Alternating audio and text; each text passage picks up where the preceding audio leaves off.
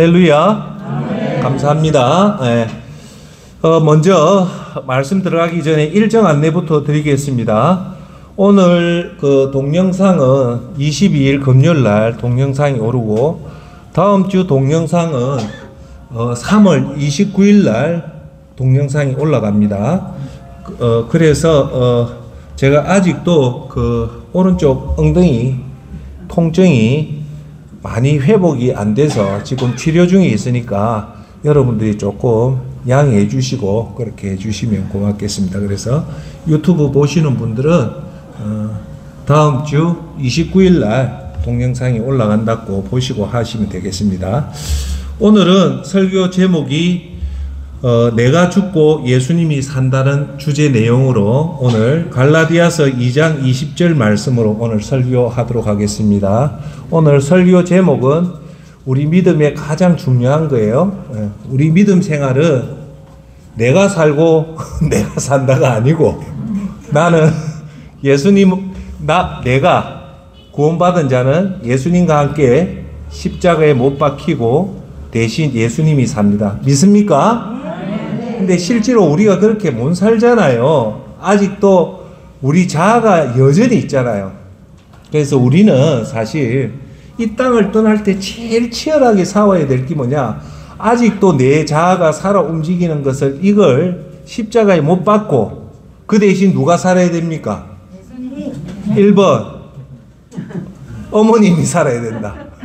2번 내 배우자가 살아야 된다. 3번 내 자식이 살아야 된다. 4번 예수님이 살아야 된다. 4번은 정확하게 합니다. 그래서 오늘 이게 말처럼 쉬운 것 같지만 어려워요. 아주 어렵습니다. 우리가 죽고 내 자아가 죽고 예수님이 사는 것이 결코 쉽지가 않아요. 쉽습니까? 어렵습니까? 어려워도 매일 어려워. 그래서 사도 바울 선생이 뭐라고 얘기하냐면, 나는 매일매일 십자가에 내가 죽는다는 거예요. 그래서 우리가 매일매일 오늘 저와 여러분들이 명심해야 될 핵심 사항은, 항상 우리가 눈을 뜨면 내 자아가 살아있어서 내가 아직도 혈기를 부리고 있는지, 지난번에 설교했다시피 내가 살아있으니까 다른 사람들을 정죄하고 판단하고 화를 내고 사람들 앞에 내가 영향력을 과시하려는 이런 것들이 전부 다 내가 살아있을 때 나타나는 현상이에요. 대표적인 게 뭡니까? 화를 내는 거. 그러니까 그런 것들을 오늘 잘 듣고, 자, 제가 질문 던질게요. 아직도 아마 그렇잖아요. 여기 계신 여러분들이 여전히 내 속에 화가 있고 짜증이 있고, 그 다음 자꾸 사람들을 정죄하고 비판하고 그렇게 될 때 항상 자기 자신을 점검하십시오. 뭘 점검해야 됩니까? 자기 자신. 뭘 점검해야 되냐면, 내가 여전히 살아있구나. 그쵸? 내가 살아있으면 그래야 돼요.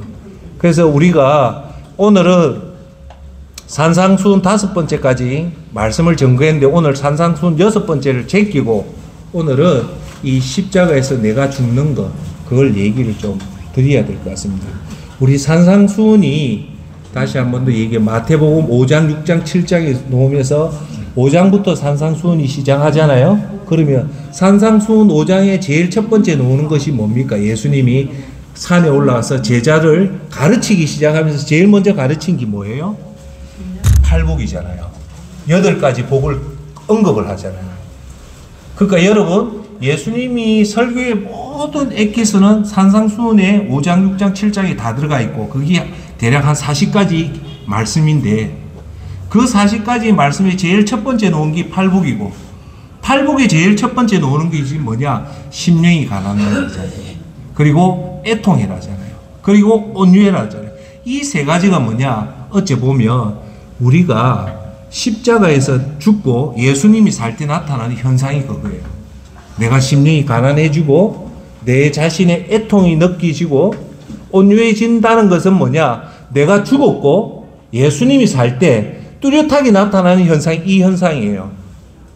그래서 우리가 심령이 가난한 자, 내 죄에서 애통하는 자, 온유한 자는 절대 혈기 안 부리고, 가장 중요한 사람을 정죄하지 않고 판단하지 않고 비판하지 않는 정말 구원받은 자의 아름다운 모습이 여기서 나타나는 거예요. 그래서 오늘 핵심은 한번 오늘도 저와 여러분이 깨달아야 될 것은 아직도 구원을 받았지만 여전히 내가 살아있는지 아니면 내가 내 자신을 내 자신을 십자가에 못 박게 죽고 나서 예수님이 사는지 오늘 그걸 저와 여러분이 한번 보고 만약에 아직도 내 자신이 살아있다면 우리 자신을 죽이는 예수님이 부르는 그날까지 그렇게 하는 것이 예수님이 우리를 원하는 모습입니다. 할렐루야. 그래서 오늘 본문 말씀은 갈라디아서 2장 20절입니다. 이제 내가 사는 것이 아니요 오직 내 안에 그리스도께서 사시는 것이라. 아멘. 오늘은 제가 지금 엉덩이가 이쪽 오른쪽 근육이 아파서 앉아 있을 수가 없어요. 그래서 이 슬라이드로 지금 설교를 다 제작하는데 앉아 있으면 안 되니까 지금 이 슬라이드 제작을 못해서 오늘 이 동영상을 찍고 밑에 자막밖에 못 들어가니까 여러분 좀 양해 좀 해주십시오. 제가 가급적이면 이 앉아 있으면 이 이상근이 안 좋으니까 오늘은 요 밑에 자막으로 들어가니까 이해해 주십시오. 우리가 60을 살고 70을 살고 80을 사는 여기 계시는 우리 대원로 선생님들한테 제가 질문을 던지면 인생을 순탄하게 살아가는 분이 아무도 없습니다. 그거 인정하십니까? 네. 모든 사람 속에는 각자 그 사람만의 아픔이 있고 슬픔이 있고 기쁨이 있고 고민이 있어요. 어느 누구도 순탄하게 형통하게 살아가는 사람이 아무도 없습니다. 하나님은 마태복음에 그 말씀을 해요. 하나님은 이른 비와 늦은 비를 악인과 선인한테 똑같이 내린다고 했잖아요. 그러니까 하나님이 사랑하는 자한테 하나님이 이른 비와 늦은 비를 곡식이 자라게 하는 이른 비, 곡식이 여물게 하는 늦은 비를 의인한테만 주는 것이 아니라 악인한테도 똑같이 주잖아요. 그렇듯이 하나님은 이 시련과 고통과 아픔과 슬픔들을 악인한테만 주는 게 아니고 예수님 믿는 여러분한테도 똑같이 줍니다. 할렐루야. 그래서 우리가 조금 명심해야 될 사실은 우리가 예수님 잘 믿으면 만사 형통한다는 잘못된 생각이 참 많아요. 여러분 예수님 믿는다고 해서 우리 삶이 만사 형통되는 것은 절대 아니에요. 예수님 믿지만 여전히 예수님 안 믿는 사람처럼 아픔도 오고 때로는 눈물도 나고 때로는 감당 못하는 그런 어려움이 와요. 그런데 그 어려움을 우리는 해석을 잘해야 돼요. 그건 세상 사람이 오는 어려움과 예수님을 나의 주인으로 모신 사람한테 오는 어려움은 그 성격 자체가 틀립니다. 네. 때론 세상 사람보다 더 혹독하게 시련이 오기도 합니다. 저도 지금 그렇잖아요. 예수님 진짜 잘 믿는다고 생각하는데 이게 한 달 동안 아프니까. 근데 선생님도 알다시피 아픈 게 왜 문제가 되냐면 아픔이 육체적으로 이래 아프면 육체적 아픈 것으로 끝내면 돼요. 근데 그래 안 되잖아요. 이 육체적 아픔이 뭐하고 연결이 되냐면 자기 마음하고 연결이 되는 게 이 문제예요. 그 아픔이 아픈 것으로 끝내면 되는데 누워 있으면서 무슨 소리가 나오냐? 내 신세가 와 이래 된다 이 말이 나. 이게 문제예요. 근데 막상 저도 그렇게 한 달 동안 누워 갑자기 내 신세가 그게 문제예요. 설교하는 나도 그러니까 이 아픈 사람이 막 옛날에도 알고 있었거든요. 아프면 육체 아픔보다 더 심각한 게 마음이 아프지거든요. 육체의 아픔은 치료를 하면 되지만 마음이 아프면 이 치료가 안 돼요. 하나님이 이래 하는데. 그러니까 내가 막상 당해보니까 그게 쉽지가 않아요. 누워있으니까 내 신세가 와 이래 됐네 지금. 그래 생각이 들어요. 근데 여러분 오늘 제가 여러분한테 이래 권면하는 사람의 입장에서 말씀드린 것은 사실 저한테도 이런 시련이 오고 뭐 아픔도 있고 더 큰 것이 시련이잖아요. 더 큰 게 불행이라고 하는데 이걸 통해서 하나님은요 대단히 중요한 것을 말씀하고 깨닫게 하시는 배경으로 이 시련을 우리한테 준 거예요. 즉 뭐냐, 저같이 이래 아픈 걸 통해서 내가 생각지도 못한 것을 생각하라고 준 거예요. 그 속에 깊은 하나님 뜻이 있다는 걸 반드시 기억하셔야 됩니다. 할렐루야. 네. 우리가요 이렇게 아픔이 오고 나쁜 불행한 일들이 올 때는요, 그 시기 때는 모르지만 그 시기가 끝나서 한참 뒤에 가서 오늘을 보면은 이 통해서 하나님이 우리한테 주시려고 하는 말씀이 뭐냐면, 우리가 전혀 깨닫지도 못했던 우리 깊숙하게 있던 믿음의 치명적인 약점을 드러내기 위해서 이 시련을 주셔요. 이 치명적인 약점은 우리가 고통을 받고 심한 어려움을 당하기 전까지는 우리 자아 자신도 이 내 속에 이 자아가 있었던 걸 전혀 모릅니다. 네. 그래서 우리가 뭐 평생에 한두 번 오는 깊은 시련들이 있을 때는 대부분 사람은요 믿음의 그 뿌리까지, 믿음 생활을 10년 했던 20년을 했던 깊은 어려움이 오면요 사실 이 믿음의 뿌리까지 흔들릴 때가 있습니다. 예. 그럴 땐 때로는 하나님 앞에 완악하게 대드는 내 자신도 봐요. 사실은. 왜요? 왜 제가 하나님을 위해서 이렇게, 세상 사람들은 술 먹고 자기 즐길 거 다 즐기고 놀 거 다 노는데 저는 하나님 위해서 열심히 살았지 않습니까? 하나님 위해서 어려운 사람도 돕고 이렇게 했는데 그 다음이 문제예요. 그런데 왜 저한테 축복은 고사하고 왜 저한테 이런 어려움을 주십니까? 라는, 아마 당해본 사람 다 그런 문제에 대한 그 토론을 해요. 그래서 제가 여러분한테 하나 말씀드리고 싶은 거는, 이런, 제가 여러분들도 살면서 주위에 또는 자식들 주위에 아픔을 보잖아요. 저도 보고 때로는 뉴스를 통해서 보기도 하는데, 저는 볼 때 사람이 제일 견디기 힘든 아픔은, 저는 여러분들은 뭐라고 생각할지 모르죠. 저는 자식을 잃은 부모의 마음인 것 같아요. 그거는, 그래서 제가 항상 말하잖아요. 아내를 잃은 남편을 호랍이라 하고, 또 남편을 잃은 아내를 과부라 하잖아요. 그리고 부모를 잃은 자식을 고아라고 하고. 그런데 여러분, 자식을 잃은 부모에 대한 아픔이 그게 너무나 크기 때문에 붙여줄 이름이 없기 때문에 이름이 없는 거예요. 그마치 이 자식을 잃은 아픔은 커요. 근데 때로 제가 이래 간증을 듣다 보면 제일 많이 듣는 간증을 들으면서 저도 참 아픈 간증이 뭐냐, 이런 사역자들이, 선교사들이, 목사님이 목회를 정말 어렵게 열심히 하는데도 불구하고 자기 삶에 축복을 고사하고 더 물질적으로 어려운 거는 참아내는데 그 자식들이 간혹 죽는 경우가 있어요. 그럴 때는 그 설교를 듣는 내 모습, 내 자신도 그 마음이 이입이 돼서 너무 아파요. 그래서 제가 그때 존경했던 그 목사님도, 제가요 사실은 이래, 저도 이제 유튜브나 존경하는 목사님 설교를 쭉 들어보잖아요.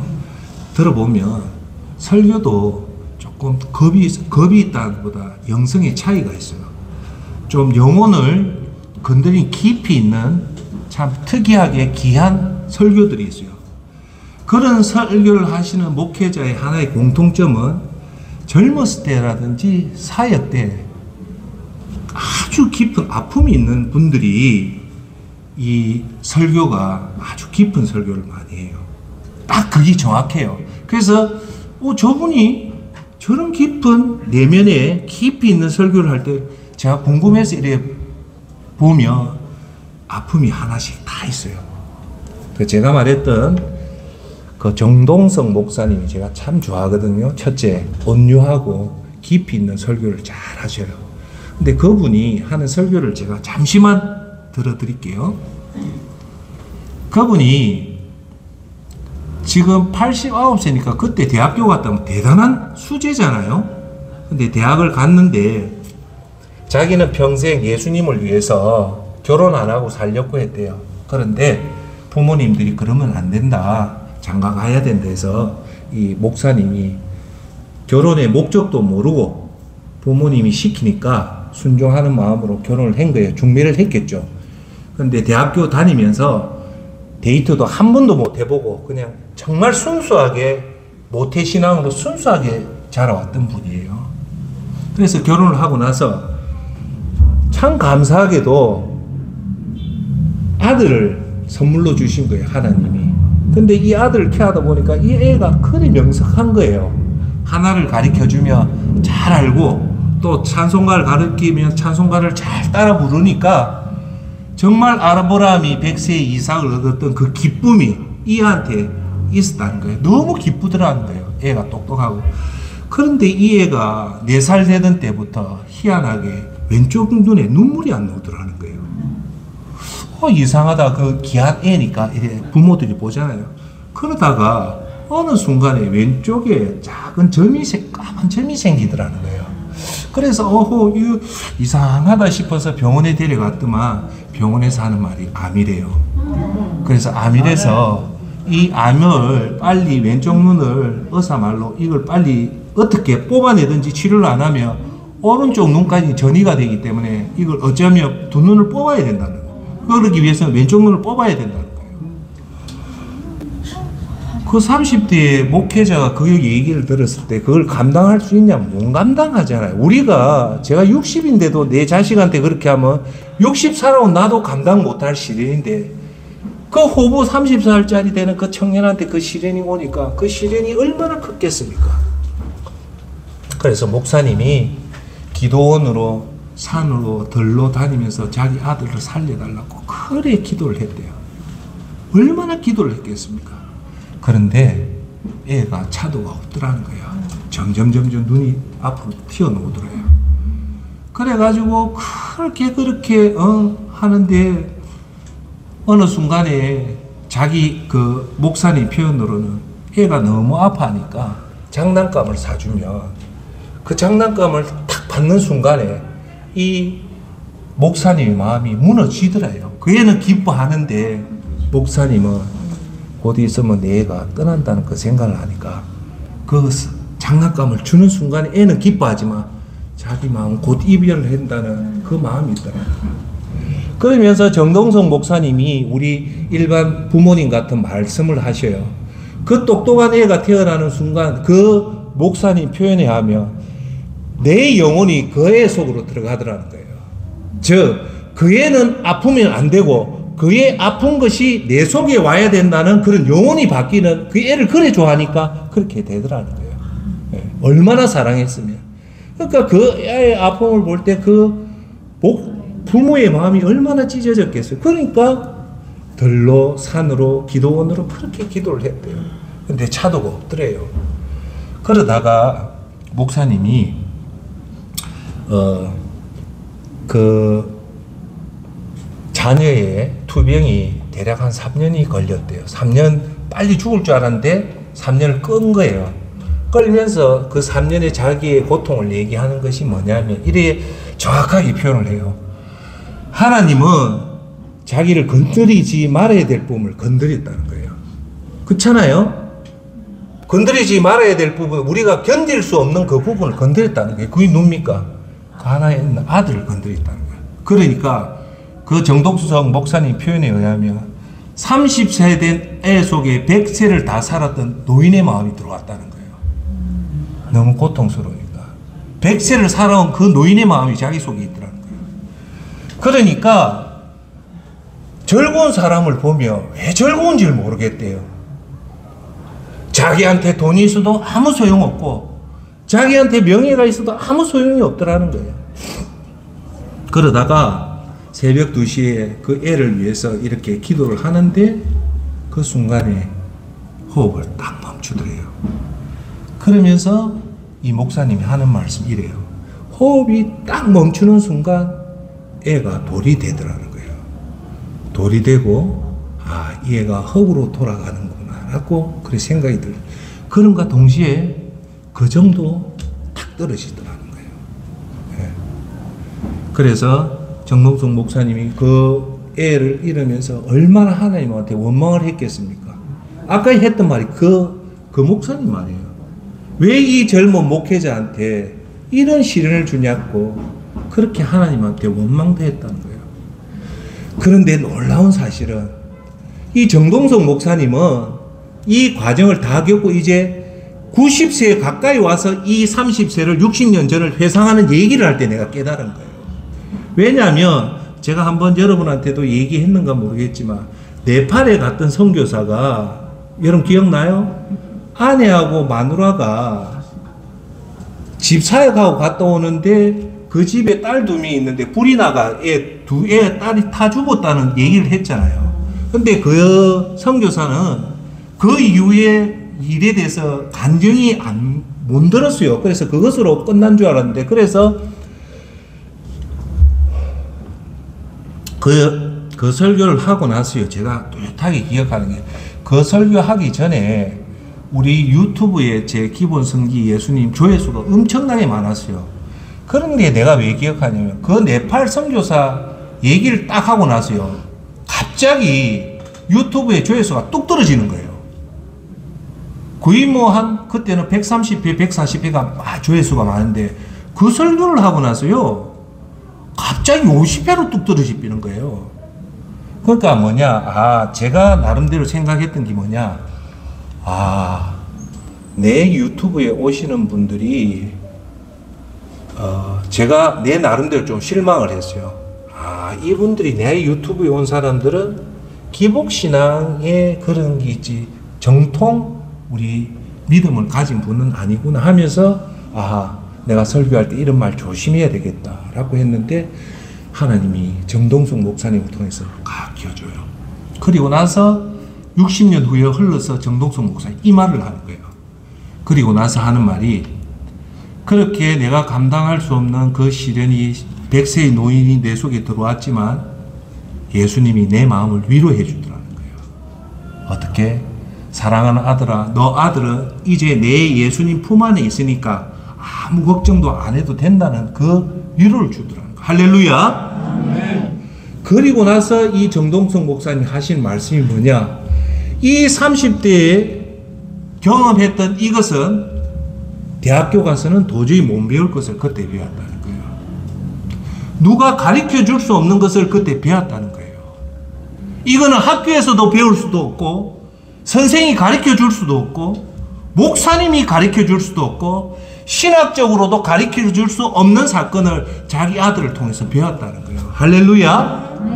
그러다 보니까 이 목사님의 설교를 여러분 한번 시간 나면 들어보시면 일반 목회자 완전히 틀립니다. 할렐루야. 그래서 우리에게 가끔씩 찾아오는 이 견딜 수 없는 이 시련은 뭐냐, 우리 속에 숨겨져 있던 자아중심들의 믿음에 그것을 드러나게 하는 거예요. 할렐루야. 그래서 우리가 사실은 이런 시련을 당하기 전에는 특히 오해는 하지 마시고, 제 같은 사람은 저는 믿음이 너무너무 좋은 줄 알았어요. 왜냐하면 새벽 기도 다 나가고 젊었을 때부터 그랬는데 제가 40대에 시련이 딱 오니까 이걸 풀어낼 방법이 없는 거예요. 풀어낼 방법이 없어요. 그런데 그때 내가 그걸 다 다지면서 40대에 그걸 넘기고 50대, 60대 와서 그 40대의 믿음 좋았다는 것이 어떻게 보였냐면, 지금 고백을 하면 그때는 그 믿음이 반석인 줄 알았어요. 근데 막상 당해보니까 반석이 아니에요. 모래에 지었던 집이에요. 40대의 그 믿음.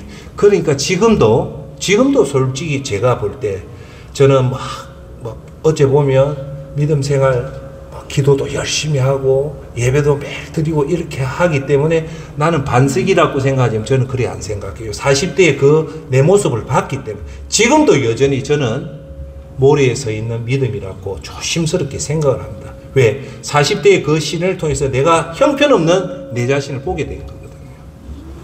그런데 왜 그렇게 했냐면 하나님은 그 내 치명적인 이 약점을 드러내게 해서 하나님이 더 강한 말씀을 나를 치유하기 시작하는 거예요. 할렐루야. 아멘. 우리가 이렇게 내 자신에 보지 못했던 그런 허약한 믿음, 형편없는 믿음이 이제 하나님 말씀이 더 강한 하나님 말씀 속에 우리 속에 들어와 역사하는 겁니다. 내면에 추악했던 모습이 자꾸 놀수록 놀랍게도 하나님 능력은 똑같이 드러납니다. 그래서 우리는 모르지만 시련이 올 때마다 하나님은 강권적으로 우리의 의사와 관계가 강권적으로 자꾸 우리 속에 들어오시고 우리 속에 나오게 됩니다. 할렐루야. 그래서 일반 사람의 시련과 고통과 우리의 구원받은 사람의 고통의 차는 뭐냐면 일반 사람은 시련을 끝나지만 우리의 시련은 꼭 기억해야 될 것은 시련만 보지 마시고 그 시련에 반응하는 내 자신을 보면 내 자신의 진짜 본 모습이 드러납니다. 그걸 드러내서 하나님은 하나님 말씀으로 치유하기 위해서 그런 거예요. 그 치유가 뭘까요? 따라합시다. 내가 죽고 예수님이 살기 위한 겁니다. 그래서 오늘 갈라디아서 2장 20절 말씀처럼 이제 내가 예수 그리스도와 함께 십자가에 못 박혔나니 그 다음 말씀 따라합시다. 내가 사는 것이 아니요 예수님이 사는 것입니다. 할렐루야. 그래서 우리는 그걸 꼭 명심하고 일반적인 시련, 오늘 제 같은 이런 아픔은 그런 게 아니고 근본을 흔드는 시련들이 있잖아요. 평생 잘 살다가 가난이 왔을 때, 너무 힘든 질병이 왔을 때, 감당치 못할 자식의 문제가 생겼을 때, 이런 거는 정말 치명적인 시련이거든요. 그럴 때는 그 시련 속에 담겨져 있는 하나님의 모습을, 하나님의 음성을 꼭 듣기를 바랍니다. 그 음성은 뭐냐? 내 실체의 자의 모습을 정확하게 보라는 겁니다. 할렐루야. 네. 그래서 우리 구원받은 사람이 누굽니까? 우리의 화두는 뭡니까? 구원이잖아요.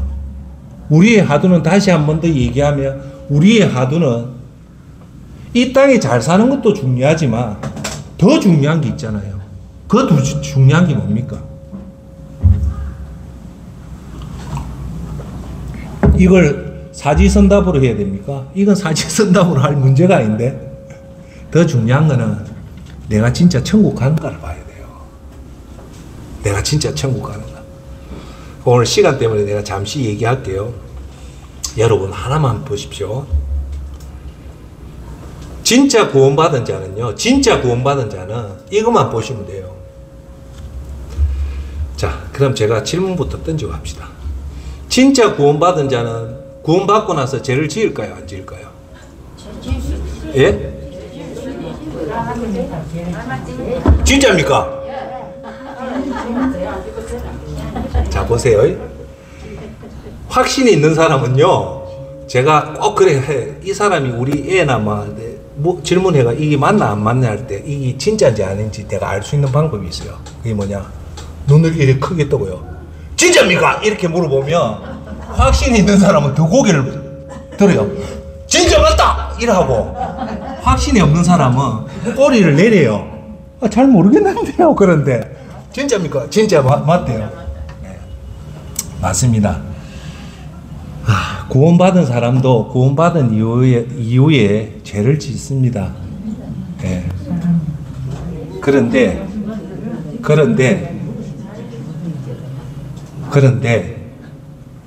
죄의 종류가 다릅니다. 그걸 아셔야 돼요. 구원받은 자도 죄를 짓지만 구원받은 이후에 짓는 죄는 죄의 종류가 틀려요. 그걸 아셔야 돼요. 구원받은 자가 치명적인 죄를 짓는다는 것은 사실은 구원받은 사람이 아닙니다. 요한 1서 3장 6절 그리스도 안에 사는 사람은 더 이상 죄를 짓지 않습니다. 만약 그가 계속하여 죄를 짓는다면, 주목할 사실, 계속하여 죄를 짓는다면 그는 그리스도를 진정 이해하지 못한 것이며 또한 그리스도를 알았다고도 할 수 없을 것입니다. 예수님을 진짜 믿은 사람은 계속해서 죄를 짓지 않는다는 게 죄의 반복을 안 한다는 거예요. 두 번째, 요한일서 3장 9절 하나님께서 누군가를 그의 자녀로 삼으셨을 때 그 사람은 더 이상 죄를 짓지 않습니다. 그것은 하나님께서 주신 새로운 삶의 씨가 그 안에 머물러게 되기 때문입니다. 그는 이제 하나님의 자녀가 되었기 때문에 계속하여 죄를 짓고 살 수 없습니다. 여기서 주목할 건 계속하여 죄를 짓고 살 수 없다는 거. 요한 1서 5장 18절 잘못 행하는 것은 다 죄지만 영원한 죽음에 이르지 않는 죄도 있습니다. 즉 영원한 죽음에 이르는 죄도 있고 영원한 죽음에 이르지 않는 죄도 있다는 거예요. 하나님의 자녀가 된 사람은 계속해서 죄를 지을 수 없다는 것을 우리는 알고 있습니다라고 얘기해요.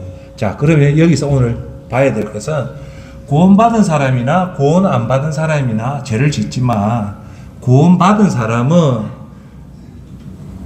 치명적인 죄를 안 져요. 자, 어떻게 구체적으로 설명할게요. 구원받은 사람은 조금 죄를 지을 수 있어요.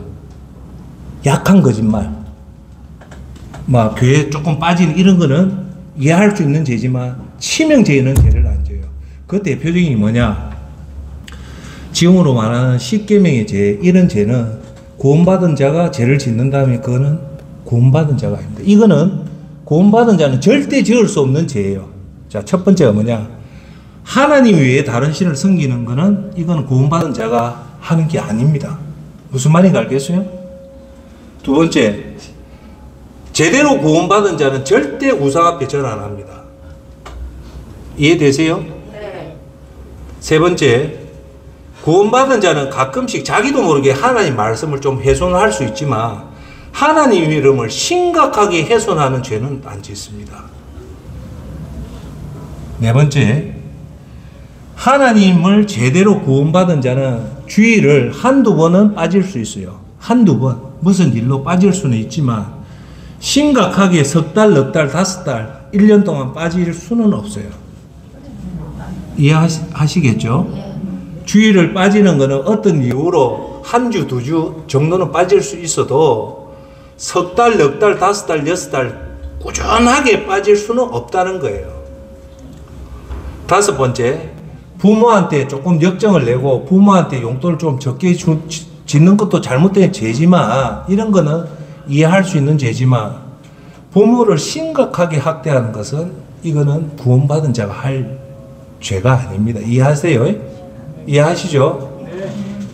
간혹 예수님 믿는 사람이 부모를 학대하는 자가 있어요. 그거는 구원받은 자가 아니라고 보면 정확합니다. 여섯 번째, 사람을 죽이는, 살인하는 것은 구원받은 자가 어떤 경우든 할 수가 없습니다. 일곱 번째, 간음입니다. 간음. 이거는 제가 어떻게 말할 수는 없지만 간음을 해서 자녀까지한테 완전 가정이 박살날 정도의 간음은 이건 분명해요. 그만큼은 이건 구원받은 자가 간음에 의해서 가정이 박살나서 애까지 정신적인 피해가 온다면 이거는 구원받은 자가 아니라고 저는 볼 수 있다고 생각합니다. 여덟 번째, 심각한 도둑질. 뭐 어릴 때 구멍가게에서 사탕 이런 거는 이해할 수 있는 죄지만 심각한 도둑질 있잖아요. 이거는 구원받은 자가 하는 게 아니에요. 아홉 번째, 사람의 목숨을 좌지우지할 수 있는 심각한 위정행위입니다. 여러분, 십계명의 아홉 번째가 거짓말하지 마라가 아니에요. 아홉 번째 계명은 뭐냐? 위정하지 마라는 거예요. 법정에 서서 거짓으로 증인이 되지 마라는 거예요. 그런데 그 위정도 심각한 위정이 있어요. 이 위정을 통해서 이 피의자가 사형을 당할 수 있는 그런 것들은 예수님 믿는 사람은 그런 위정을 하면 안 돼요. 끝으로 열 번째는 타인의 심적, 육체적으로 심각하게 다칠 목적의 욕심은 안 돼요. 조그만 욕심, 내가 10만원짜리 20만원 사는 것도 욕심인데 이런 거는 허용하지만 내 욕심을 통해서 타인이 심각하게 정신적, 심적 이런 고통을 받는 죄는 안 된다는 거예요. 자, 결론을 맺을게요. 여러분 잘 보세요. 구원받은 자는 죄를 져요. 하지만 내가 심각한 죄를 짓는 사람은 그건 구원받은 자가 아닙니다.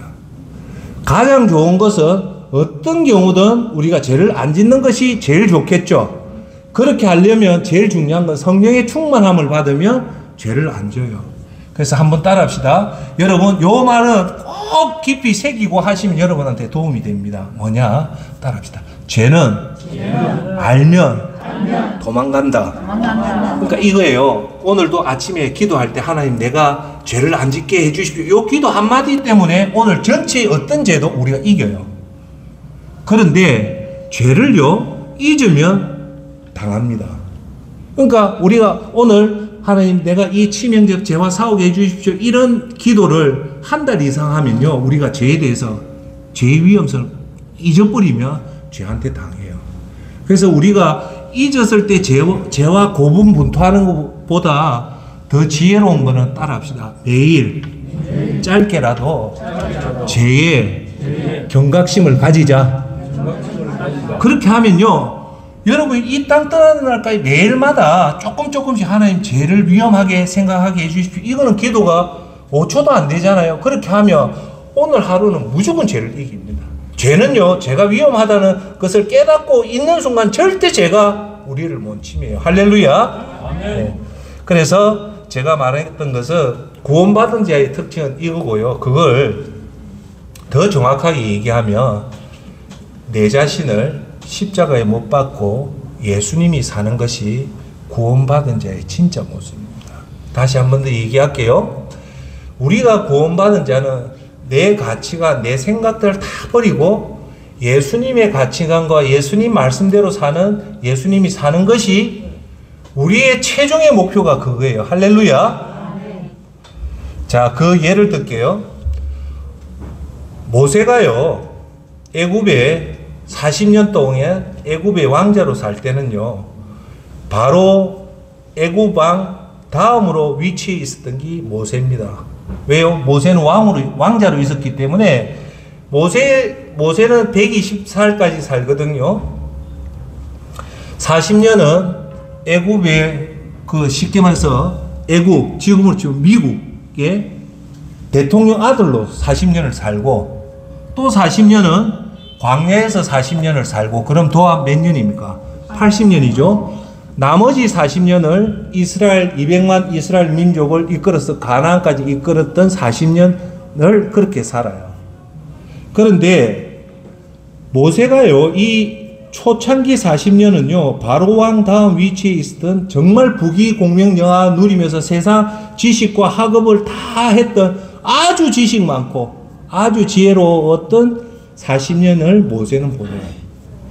그러다 모세는요 광야에 가서 40년을 삽니다. 광야에 40년 살 때 자기 양도 아니고 장인의 양을 지키는 목자로서 40년이라는 세월을 허비합니다.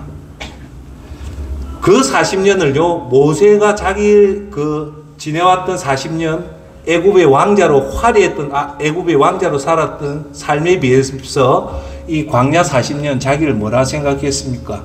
잃어버린 40년 또는 폐인처럼 살았던 40년이라고 생각했을 겁니다. 그런데 여러분 놀라운 사실이 납니다. 이때 예수님이 모세가 민족을 구원시키는 모세가 바로한테 가서 자기 민족을 구출시키는 능력이 나오잖아요. 그 능력이 어디서 나왔을 것 같아요?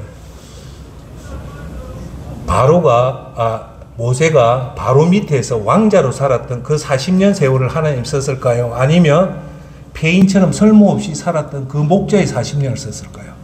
폐인처럼 살았어요. 그거예요. 그걸 하나님 썼어요.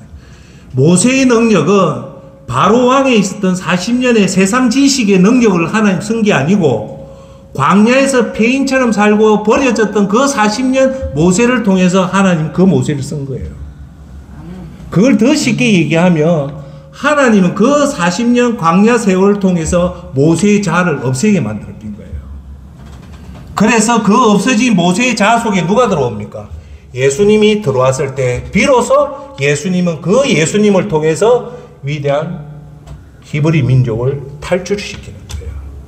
그래서 하나님은 모세의 자아를 십자가에 못 박혀 죽기까지 몇 년의 시간이 걸렸냐면 40년의 광야 시간이 필요했던 거예요. 그 광야 시간을 통해서 비로소 모세는 자기 자신을 죽이게 됩니다. 그리고 나서 이제 누굴 의지합니까? 오직 야훼만 의지를 했을 때 이제 하나님은 모세가 죽고 야훼가 사는 그 모세를 써서 히브리 민족을 출애굽시키는 위대한 역사가 일어난 겁니다. 존경하는 여러분, 우리 눈으로 보면 우리 자아가 대단한 것 같지만 하나님 눈으로 보면 우리 자아는 아무 쓸데도 없습니다. 하나님은 여러분 자아를 가지고 절대 안 씁니다. 왜? 아무 소용도 없기 때문에. 그래서 여러분, 하나님은 우리가 출애굽의 역사를 볼 때 영적인 눈으로 보면, 육적인 눈으로 보면 분명히 모세가 출애굽시켰다고 얘기를 해요. 그렇지만 육이 아니고 영의 눈으로 보면 그건 모세가 출애굽시킨 게 아니고 누가 출애굽시킨 거예요? 하나님이 출애굽시킨 거예요. 모세의 그 강에 모세가 죽고 나서 자기가 그 자의 자리를 비키니까 그 자리에 누가 들었습니까? 하나님이 들었습니다. 하나님은 오늘 말했다시피 정광석 그 위대한 목사님의 그 아픔을 통해서 그 자아를 없애고 나서 그 속에 예수님이 들어가니까 그 사람을 통해서 위대한 역사가 일어나는 겁니다. 할렐루야. 그런데 오늘 제가 하나만 더 얘기할게요. 우리 자아를 죽이고 그 속에 예수님이 들어와서 이제 예수님이 우리를 이끄는 위대한 역사는요, 절대 오해하면 안 됩니다. 어떤 목회자처럼 대단한 위대한 역사를 해서 엄청난 사람을 예수님으로 이끄는 사람이 그게 아니란 말이에요. 우리는 거기에 속고 있는 거예요. 진짜 예수님이 자아를 죽이고 예수님이 들어와서 사는 사람은 그렇게 서는 사람도 있지만 대부분은 세상 사람 눈으로 보면 아무 볼품도 없는 사역을 하다 떠나는 사람이에요. 할렐루야. 우리는 눈에 속으면 안 돼요. 그래서 예수님은 뭐랍니까? 눈을 조심해야 했잖아요. 화려한 것들, 위대한 것들. 우리가 예배당 가면 수십 많은 사람이 와서 화려하게 할 때 사람들이 거기 다 넘어가는 거예요. 하나님은 그렇게 외형적으로 화려한 것들을 기뻐하지 않습니다. 하나님은 뭘 본댔습니까? 사람은 외모를 보지만, 사람은 눈으로 보지만, 사람은 화려한 걸 보고, 사람은 그 오는 걸 보지만, 하나님은 no! 뭘 본다? 중심을 본다는 거예요. 할렐루야. 그래서 우리가 모세가 사실은 출애굽한 거는 육적으로 보면 모세지만 영으로 보면 하나님이에요. 자, 이제 중요한 얘기를 할게요. 우리 육체는요, 시련이 오는 걸 싫어합니다. 아주 싫어해요. 육체적인 사람은 시련 자체를 싫어해요. 어느 누가 자식 죽는 걸 좋아하겠습니까? 어느 누가 내 재산이 박살나는 걸 좋아하겠습니까? 어느 누가 이혼하는 그 고통을 좋아하겠습니까? 어느 누가 아들이 불치병에 걸려서 슬퍼하는 그걸 좋아하겠습니까? 육은 싫어해요. 하지만 영으로 보면 그거는 기쁜 일입니다. 왜요? 그 영을 통해서, 그 시련을 통해서 영이 살아난다는 거예요. 어떤 영이 살아납니까? 쓸모없는, 아무 가치 없는 내 자신의 자아, 서울대학 마크, 뭐 엄청난 그 위력들은 영으로 보면 아무 소용이 없어요. 여러분, 여성분들은 모르지만 남자들은 군대를 가요. 군대를 가면 일단 훈련소부터 가잖아요. 훈련소부터 가면 제일 먼저 하는 게 두 가지를 해요. 첫째, 입었던 옷을 다 벗깁니다. 두 번째, 길었던 머리를 다 깎아요. 왜 그런가 합니까? 그 속에는 변호사도 계시고, 의사도 계시고, 선생님도 계시고, 조폭도 있고, 평범한 사람도 있어요. 각양각색의 사람들이 다 군인으로 옵니다. 하지만 군인은 그 과거를 버리기 위해서 옷을 다 벗깁니다. 과거를 잊기 위해서 머리를 다 깎아요. 그리고 나서 새로운 군사 훈련을 시킬 때 그것만 받아들이라고 하는 거예요. 하나님은 여러분들 구원을 시키고 나서 그 여러분들이 화려하게 믿었던 그 스펙, 화려하게 믿었던 그 재산, 화려하게 믿었던 여러분의 인맥들, 하나님 눈으로 보면 그게 다 쓸모없는 거예요. 그런데 여러분들이 예수님 믿고 구원받아서 매일 새벽기도 나오고 예배드리고 말씀 묵상하고 하면요, 어떤 현상이 나타나냐면 그것들이 쓸모없는 거라는 걸 깨달아요. 왜? 그게 성령 충만이거든요. 성령 충만을 받으면 내가 가졌던 게 이게 쓸모없다는 걸 느껴요. 그런 사람들은 이런 시련이 와도 자연적으로 한꺼풀 두꺼풀 이걸 벗어내요. 그런데 하나님은 그 사람을 쓰고는 싶은데 아직도 여전히 자기의 스펙, 자기의 경력, 자기의 금전 이런 것들 잡아서 못 놓는 사람은 하나님은 그 사람을 진짜 쓸 사람은 그 육의 고통을 통해서 치게 됩니다. 그걸 아셔야 돼요. 왜 그 사람한테 그게 왔냐? 결국은 자아를 죽이고 하나님이 살기 위한 겁니다. 할렐루야. 그래서 하나님은 여러분들한테 진짜 믿음이 있는 사람을 만들 때는 항상 그렇게 사역을 하는 겁니다. 할렐루야. 형 에서의 복수를 피해서 기약 없는 세월을 살았던 야곱이 그렇게 해서 야곱이 진짜 12지파의 어른이 되는 과정이 이 시련을 통해서 야곱이 만들어져요. 그리고 부유한 아들이었지만 여러분, 요셉이 노예 생활 안 하고 감옥 생활 안 했다면 과연 요셉이 요셉다운 요셉이 됐을까? 아닙니다.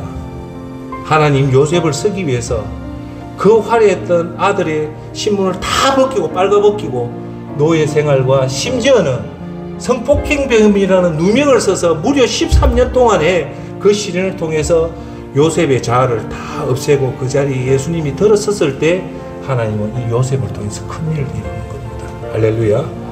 그리고 사도 바울 선생이 나는 매일매일 죽고 예수 그리스도를 산다는 사도 바울 선생도 이런 시련을 통해서 위대한 사역자를 만드는 겁니다. 할렐루야. 그래서 혹시 우리한테 조금 슬픈 일이 있고 아픈 일이 있고 더 나아가서 견디기 힘든 시련이 오고 견디기 힘든 그런 아픔이 와도 여러분들 꼭 명심해야 될 것은 따라합시다. 하나님의 사람은 절대 망하지 않는다. 그리고 절대 죽지 않는다. 하나님은 그 시련을 통해서 그 아픔을 통해서 평생 지긋지긋하게 자신을 괴롭혔던 여러분의 자아가 드디어 죽게 만드는 겁니다. 그리고 대신 그 영역에 육이 부서지고 깨지는 시간을 통해서 예수님이 성령이 되어 여러분 속에 걸어오는 그 역사가 이루어지는 겁니다. 할렐루야. 그럴 때 우리는 나도 모르게 예수 그리스도가 내 안에 사는 이는 예수 그리스도라는 고백이 나도 모르게 나오게 되는 겁니다. 할렐루야. 자, 이런 사람은 이제 마귀가 어떻게 할 수 없습니다. 이런 사람은 이제 세상이 건들지를 못합니다. 왜요? 그 속에는 자아가 아니라 예수님이 왔기 때문에 세상도 못 건드립니다. 마귀도 못 건드립니다. 왜? 이제 아무 쓸모없는 자신이 죽고 예수님이 여러분 속에 들어와서 살기 때문입니다. 할렐루야. 그래서 오늘 갈라디아서 2장 20절 이제 내가 사는 것이 아니요 오직 내 안에 그리스도께서 사는 것이라는 고백이 나도 모르게 자연스럽게 놓는 것이 우리 믿음의 신앙의 여정입니다. 이제 결론을 맺겠습니다. 오늘 쭉 설명을 했지만 계시 준비하셔서 했지만 우리가 살다 보면 하나님이 늦은 비와 이른 빛을 의인한테도 주지만 악인한테 주듯이 우리한테도 세상 사람이 느끼는 똑같은 슬픔도 있고 오늘 저같이 육체적인 아픔도 있고 평생에 한두 번 오는 심각한 어려움이 올 때는 그것은 세상 사람과 또 다른 차원의 문제입니다. 그걸 통해서 하나님이 더 깊은 여러분의 말씀을 주고 더 깊은 하나님의 역사가 여러분한테 이루어지면서 여러분의 자아를 죽이고 그 죽인 자아 속에 예수님이 들어오게 됩니다. 그럴 때 우리는 예수님이 내가 사는 것이 아니요 내 속에 예수님이 사는 저와 여러분이 되기를 예수 그리스도 이름으로 축원합니다. 기도합시다.